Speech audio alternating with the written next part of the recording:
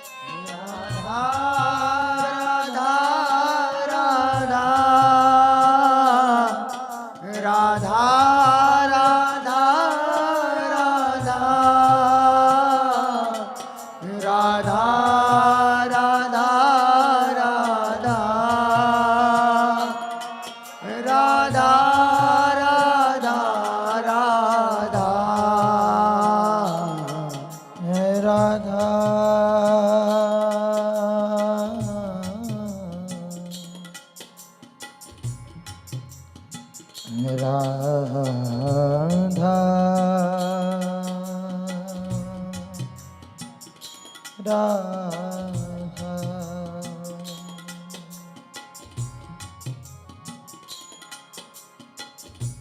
इतना तो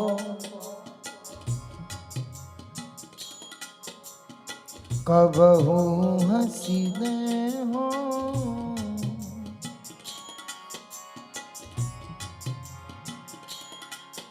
इतना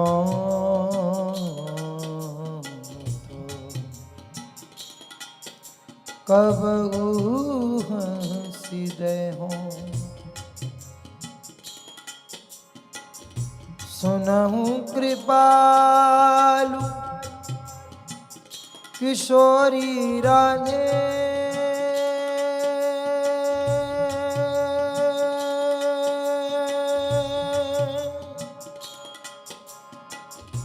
सुनहु कृपालु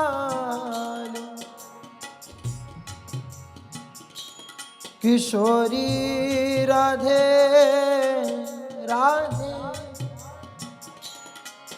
राधे राधे राधे।